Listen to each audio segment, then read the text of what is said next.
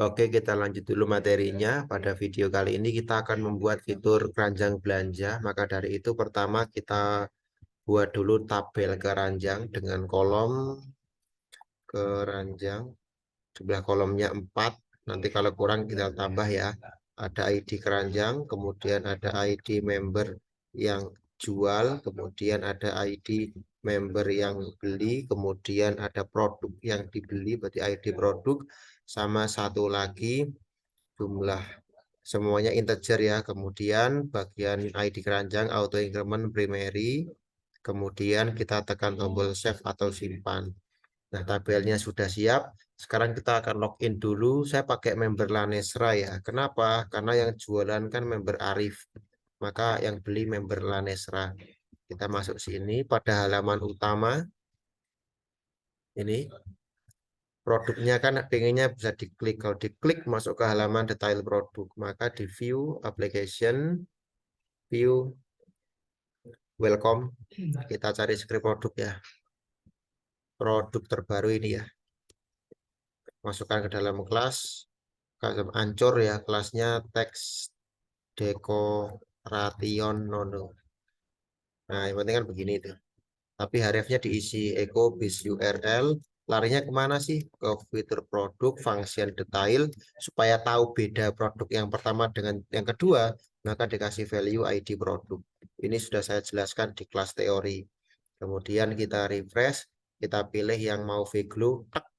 Oke, masuk ke produk detail mau V-Glow. Sekarang di controllernya kita buat produk function detail, ada ID produknya.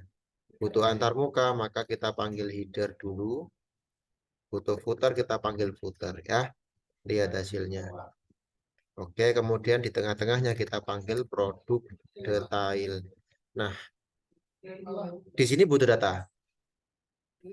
Maka dari itu kita panggil dulu modelnya mProduct, kemudian data produk diperoleh dari produk yang didetailkan. This mProduct detail umum. Nah, kasih ID produknya. Kemudian lempar ke sini dolar data. Oke, kita buat fungsinya dulu ya, detail umum di mProduct. Nah, di model mProduct. Nah, kita buat function detail umum. Ngopi dari function detail. Ini nama fungsinya detail umum, tapi tidak peduli dengan membernya. Nah, seperti ini. Sekarang sudah dapat data nih di sini, tinggal buat file view-nya produk detail. Oke, .php kita print R dulu ya. Dolar produk. Save, lihat hasilnya. Oke, nah tinggal kita buat antar muka ya. Div class container, div class row, div class call md6 itu untuk foto produknya. Foto produk barangkali saya boleh ngopi deh dari welcome. Oke. Kemudian ini dolar produk. Save, lihat hasilnya. Dapat gitu ya. Kemudian tinggal nama, harga sama oke, kasih kelas dulu deh. Kelas W100. Sekarang kita buat kolom dinam yang kedua.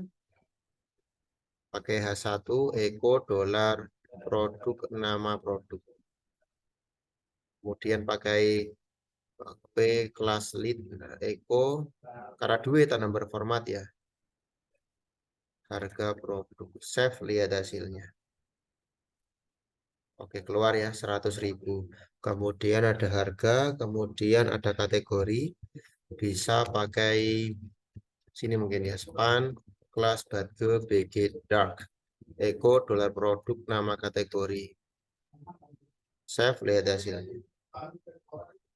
Nah, 100.000. Kemudian di bawah sini ada P Eko dolar produk deskripsi produk. Nah, save, lihat hasilnya. Karena deskripsinya kosong, tidak nampil apa-apa ya, abaikan aja. Kita buat formulir dulu. Metode post. Kemudian kita buat inputan. Name-nya jumlah, kelas form control. Save, lihat hasilnya. Ada inputan jumlah, kemudian kita kasih tombol ya. BTN primary beli.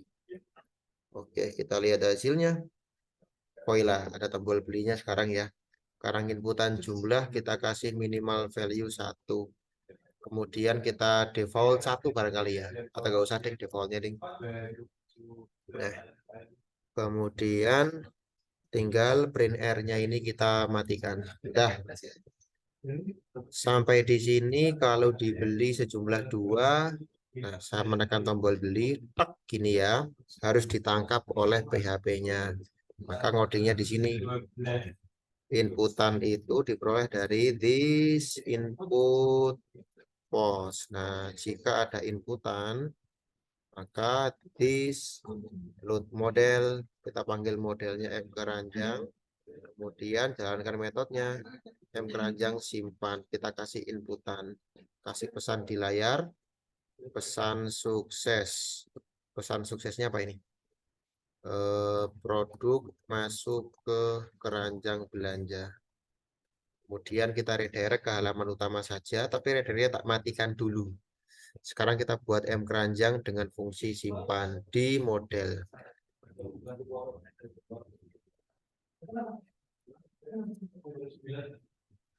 Inputan.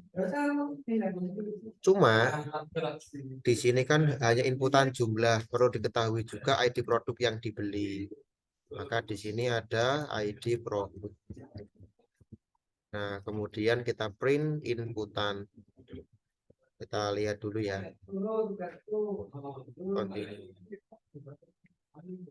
Ada jumlah 2 ya. Sama nambah 1 lagi. Inputan ID produk, kita tambah lagi ID produk. Lihat lagi hasilnya. Ada ID produk 8. Kemudian nambah ID member yang beli. ID member yang beli dari session ini. This session user data ID member. Kita refresh lagi. Ada ID member yang beli. Kemudian kalau ID member yang jual itu nempel di data produk.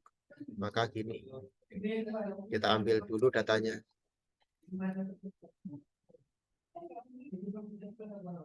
Ini query produk. Kemudian si query produk wajib dipecah ke array pakai row array. Kemudian saya tampung dalam variabel DP atau data produk lah. Member yang jual di sini didapat dari situ, data produk kolom ID member. Kita save, di refresh, continue, ada member yang jual. Produk jumlah member beli member jual sesuai ya. Tinggal kita insert ke tabel keranjang. DB insert ke tabel keranjang. Inputan, tapi ini ada kasus kalau insertnya 2 kali nanti keranjangnya numpuk 2 kali. Maka cek dulu apakah member ini ada produk ini di keranjang. Beware ID member beli. Kita cek dari session ya.